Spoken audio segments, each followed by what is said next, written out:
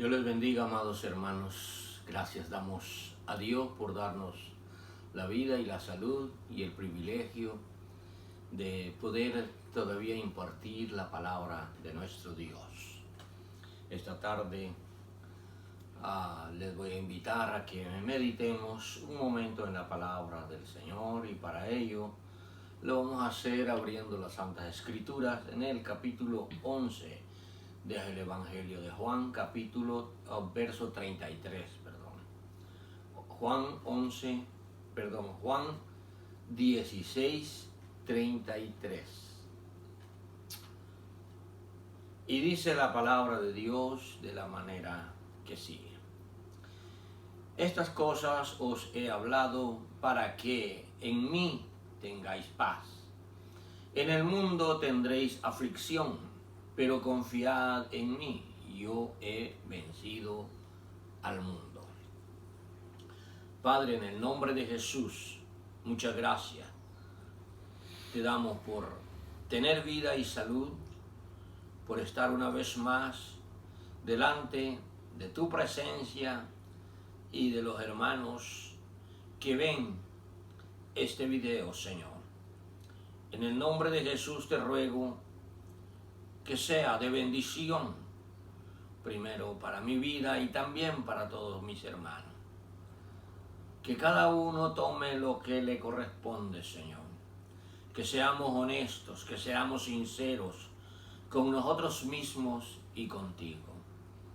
Y de esa manera, Dios mío, progresar siempre en la obra tuya, en nuestra vida espiritual. Que podamos crecer cada día para llevar fruto, y mucho fruto, como la palabra lo dice. Gracias, Señor, en el nombre poderoso de nuestro Señor Jesucristo, lo agradecemos todo. Amén. Bien, amados hermanos, el Señor Jesús le habla a sus discípulos acerca de las aflicciones. Después de haberles comentado o hablado acerca de otras cosas, después de decirles que ya no les hablaría más por alegorías o parábolas,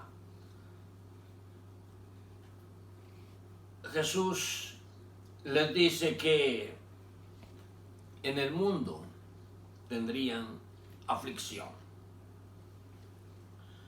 ¿Qué quiere decir la palabra aflicción? Bueno, primero vamos a analizar lo que quiere decir aflicción.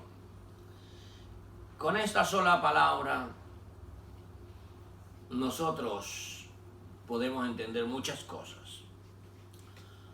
Aflicción quiere decir adversidad, angustia, calamidad, dolor, miseria, padecimiento, quebrantamiento, sufrimiento y tribulación. Todo esto encierra la palabra aflicción. Así que Jesús no tuvo necesidad de mencionar una por una. Con la palabra aflicción, Jesús dijo mucho. Bien, entonces, aflicción, estas cosas o esto ha sucedido en muchas otras ocasiones a la humanidad en otros tiempos. Siempre ha habido aflicción. Siempre la iglesia ha tenido aflicción. Siempre la humanidad ha tenido aflicción. Se ha encontrado en esto la humanidad, en ser afligida, y en ello también está la iglesia. Todos los creyentes de todos los tiempos han tenido aflicciones. Ahora le toca a la iglesia de este tiempo, a la iglesia donde nosotros estamos, la iglesia, podríamos decir, moderna, aunque de moderno pues no puede tener nada la iglesia, porque la Biblia dice que Jesucristo es el mismo ayer, hoy y por los siglos. Así que si Jesucristo es el mismo de ayer y hoy y por los siglos, la iglesia tiene que ser también la misma desde el principio hasta hoy. Pero por decirlo así, nuestra época moderna, la iglesia ahora está pasando por aflicción. Pero sabemos que el Señor Jesús advirtió que tendríamos aflicción. Los apóstoles también advirtieron. El apóstol Pablo le dice a Timoteo, soporta las aflicciones. Es decir, tenía que pasar por aflicciones. Y como hemos visto, aflicción es adversidad. Cuando vienen infortunios o desgracia, esto es una adversidad como la que hoy estamos viviendo. Es una desgracia para mucha gente. Pero, como dijimos en otra ocasión, para los que aman a Dios y los que son llamados conforme a su propósito, todas las cosas les ayudan a bien.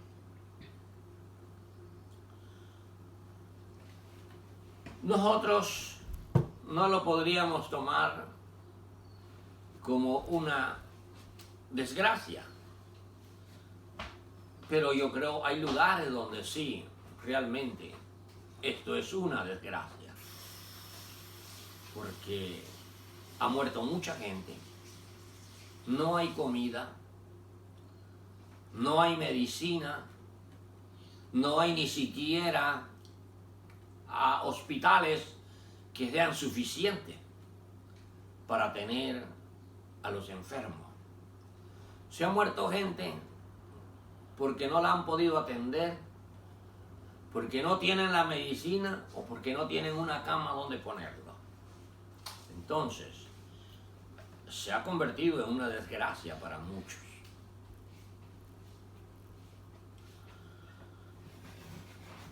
Pero esto afecta la vida de los seres humanos en tres aspectos. Afecta físicamente. ¿Por qué afecta físicamente? Por lo que hemos visto, por la enfermedad. Si nuestro cuerpo está enfermo, no podemos hacer muchas cosas.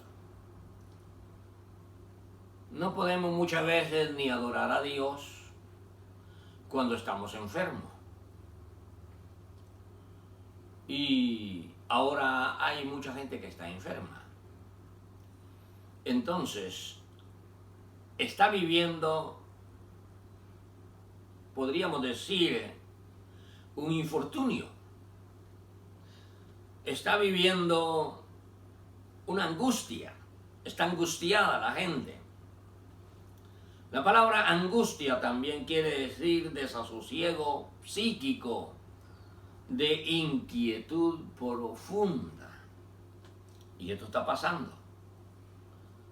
Esto está pasando porque esto está afectando a mucha gente psicológicamente.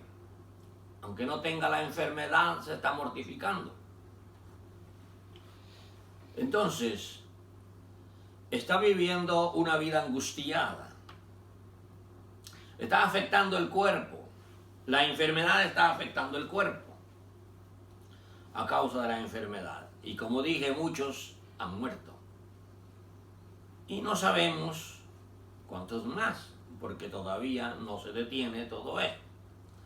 Es realmente una aflicción para la humanidad. Y ahí estamos nosotros, la iglesia también. Afecta en la vida material.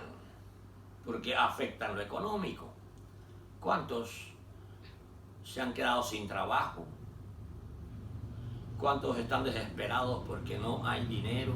No hay cómo pagar los gastos, pagar las rentas, comprar la comida. Y como dije, gracias a Dios, nosotros aquí en este país tal vez no estamos llegando hasta ese extremo. Sí, quizá muchos pueden estar angustiados, muchos pueden estar desesperados, porque tal vez no tienen lo suficiente como para vivir como se estaba viviendo antes. Pero hay otros lugares, otros países, donde definitivamente no tienen nada de qué echar mano, donde nadie les está ayudando, donde no hay comida y tampoco hay dinero. Los países más pobres. Recordemos, esto es mundial. Esta aflicción es mundial. Y como es mundial, afecta a todas las categorías, a todas las clases. Los más pobres, los que tienen alguna comodidad, y a los ricos tal vez no les falta el dinero, no les falta la comida, pero están pasando por angustia porque no van a agarrar los mismos millones que han agarrado siempre. Y recordemos, los millonarios que ganan 300 millones al año, pero si viene un año donde ganan menos de 100 millones, para ellos esto ya es una quiebra, ya no es ganancia. Entonces están siendo afectados también. Todo el mundo ha afectado o está afectando en lo económico. Hay miseria, recordemos, aflicción también es calamidad, dolor, miseria, padecimientos, quebrantamientos. Todo esto está afectando a la humanidad. Y lo tercero es la vida espiritual. Así que está afectando físico, el cuerpo, material, económico y espiritual. Algo que nadie puede suplir. Algo que nadie puede llenar. Solamente está entre el individuo y Dios.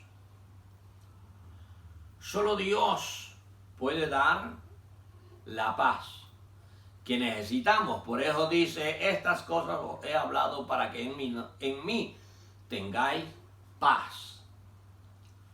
Cuando nosotros leemos esta palabra, recordemos, Jesús dijo, mi paz os dejo, mi paz os doy. No os la doy como el mundo la da. No quiere decir, no está hablando de la paz terrenal. Está hablando de la paz entre Dios y el hombre. Quizá en la tierra pueden hacer paz una nación con otra,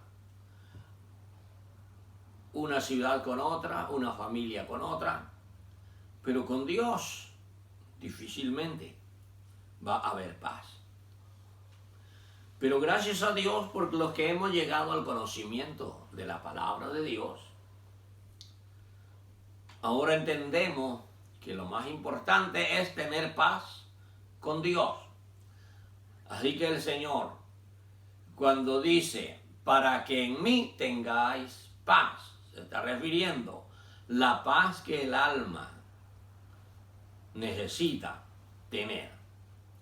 Cuando nuestra alma tiene paz con Dios, las cosas son diferentes. Quizá algunos de nosotros que hemos ido a los países como Centroamérica o tal vez el sur de México, hemos visto o hemos ido a iglesias donde hay hermanos que no tienen ropa nueva, no tienen zapatos, mucho menos un carro para viajar. Pero cuando están en el culto, son los más fogosos, los más gozosos. ¿En qué consiste esto? No tienen ropa, no tienen zapatos, pero en el culto son gozosos. Son gente espontánea para alabar a Dios, para adorar a Dios. ¿Cuál es la razón? Hay gente que se sorprende. Cuando va y mira eso, se sorprenden porque dice, ¿cómo es posible que nosotros en Estados Unidos tenemos de más, tenemos demasiado?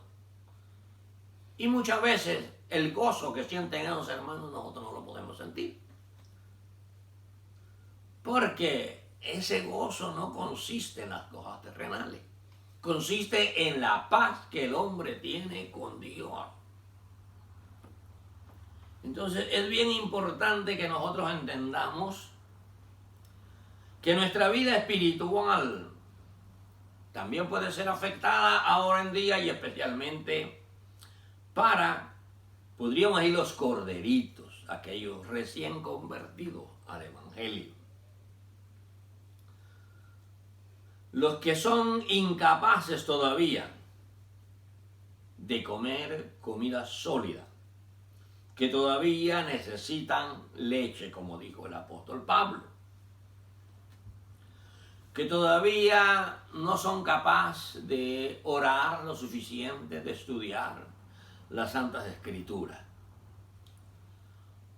La otra vez hablaba acerca de los predicadores del Evangelio, por decirlo así, porque usan la misma Biblia, las mismas Escrituras.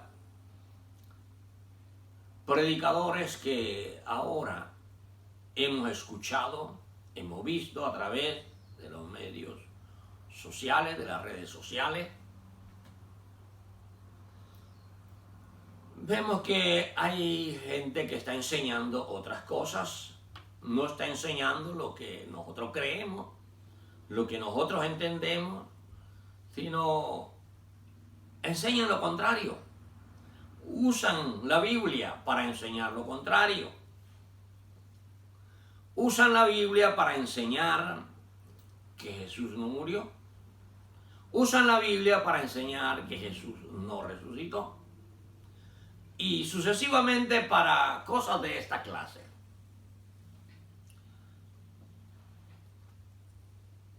Dicen que hay otros evangelios que la iglesia, no dicen que iglesia, pero la iglesia no quiere que se vean, porque ahí está la verdadera vida de Jesús. Por supuesto que no lo que nosotros entendemos, sino se refieren a que Jesús fue solamente un humano que vivió como todos los humanos, pero no resucitó. Entonces, en lo espiritual le puede afectar a estas personas, a los hermanos que no están bien alimentados, a los hermanos que son débiles, que son incapaces todavía de defenderse. Y esta es la razón por la que yo insisto y sigo diciendo acerca de esta clase de predicaciones, de esta clase de enseñanza, que es un peligro para la iglesia. Con esto entendemos que en realidad, como dijo Pablo, ahora es cuando más cerca estamos de nuestra salvación, de nuestra redención. Ahora, claro, Pablo lo dijo casi 2000 años atrás, pero eso no quiere decir que seguimos creyendo que si Pablo lo dijo hace 2000 años, quiere decir que también todavía falta mucho tiempo. No.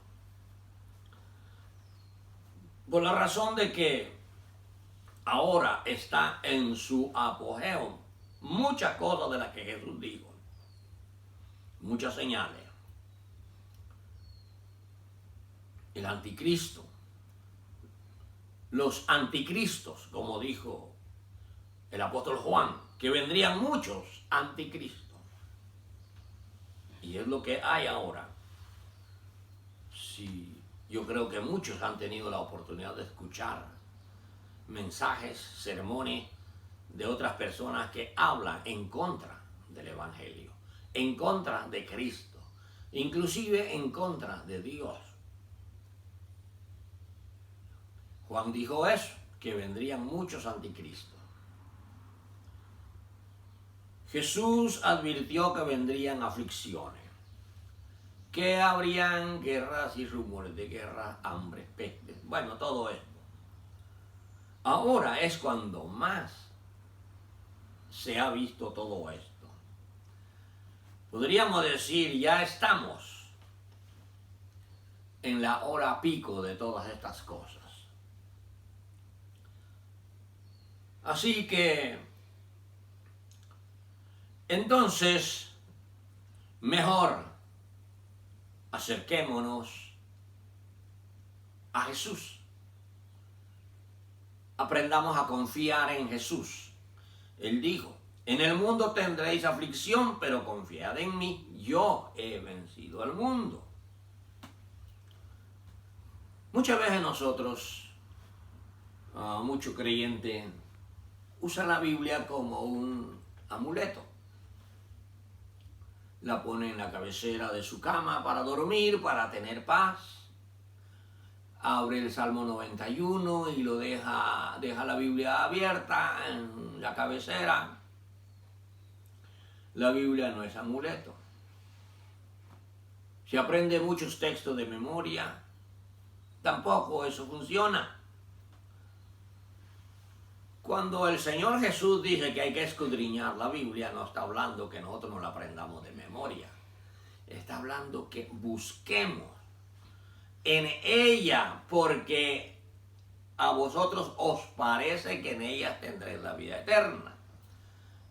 Jesús no dijo que en la Biblia estaba la vida eterna, no aseguró. Parece que en ella encontraréis.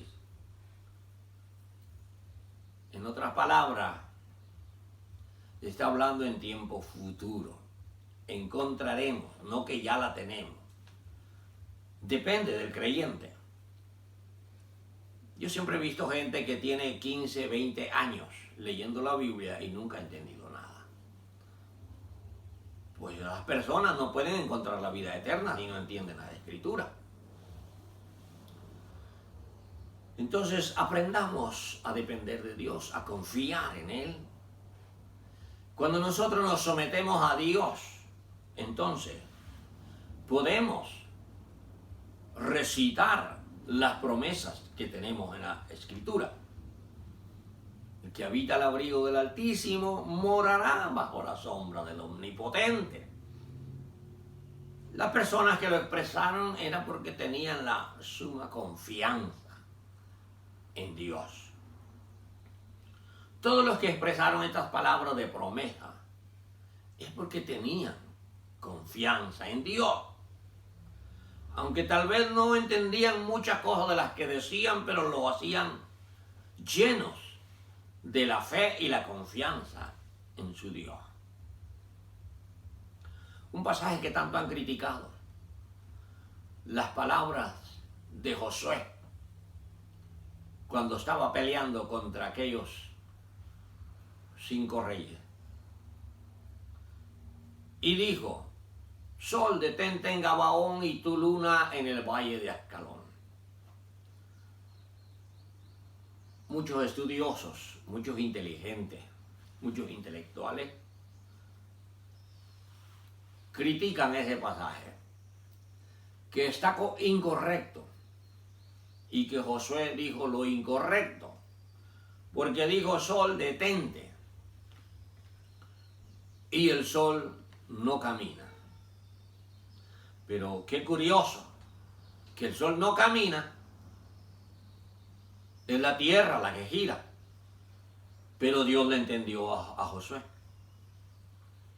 Así que no es lo que tú sepas, no es lo inteligente que seas secularmente, sino, recordemos, la Biblia dice que el principio de la sabiduría es el temor a Dios. Si tienes temor a Dios, tú di las cosas por fe. Y no importa que las digas al revés muchas veces, pero Dios te entiende. Y lo estás haciendo con fe y confianza. Así que no te preocupes, hermano, si quizá piensan, yo no sé leer muy bien, yo no entiendo muy bien las escrituras. Yo quiero decir que yo conocí hermanos que no sabían leer la Biblia. Inclusive cuando se hacían las lecturas bíblicas, tenían una Biblia en su mano, pero no sabían si la Biblia estaba al derecho o al revés cuando la usaban.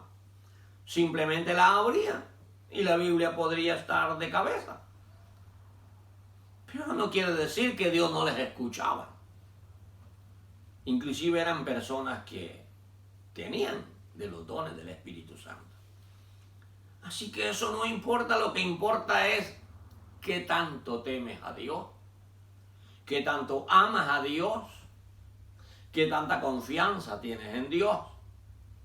Eso es lo importante. Así que para esta aflicción que estamos viviendo ahora, no hay otro antídoto mejor que aprender a confiar en Jesús. Confiemos en Cristo, Él ya venció. Y si Él venció y nosotros tenemos la fe suficiente y la confianza, en el nombre de Jesús venceremos también. Dice Pablo a los romanos, porque somos más que vencedores por medio de aquel que nos amó, Jesucristo. Así que mi consejo es, aprendamos a confiar. Confianza en Jesús. ¿Quieres alimentarte? Ten cuidado para abrir el internet y escuchar predicaciones. No todo lo que brilla es oro, dicen un dicho. Y eso es verdad. No todos los que predican el evangelio están diciendo la verdad. Muchos lo hacen por intereses mezquinos. No lo hacen con el propósito que las almas se salven, porque ni aún ellos son salvos. Lamentablemente, es triste decirlo y quizá algunos critican y pueden decir, pero ¿cómo se atreven a decir que los predicadores del evangelio no son salvos? Sí, yo sí me atrevo a decirlo, que hay muchos predicadores que no son salvos, porque no practican lo que la Biblia dice, sino que usan el evangelio para sus propios bienestar, sus propios negocios más bien. Entonces, fijémonos cuando abramos las redes sociales para escuchar algo diferente, inclusive para escuchar cantos, porque hay muchos cantos que tampoco tienen algo que ver con Dios. La Biblia manda que cantemos a Dios, pero que le alabemos. Y recuerda, cantar y alabar no es una misma cosa. Cantar es cantar y alabar a Dios es engrandecer a Dios. Así que si tú quieres cantar, canta algo que engrandezca a Dios. Que eso es alabar a Dios. Bien, amado hermano, hermana, que has escuchado esta palabra, piensa si te sientes afligido, te sientes atribulado, sientes que estás padeciendo, pues aprende a confiar en el Señor, que nuestra confianza en Dios es lo más importante en esta vida, en este mundo y en esta pandemia. Porque recuerda, aún no tienen medicina. Ahora es cuando tenemos que echar mano de Dios y aprender a confiar. Oremos unos por otros, clamemos a Dios con fe y recordemos, la oración del justo puede mucho. Así que este es mi consejo. Que el Señor te bendiga y te guarde, amado hermano. Amén.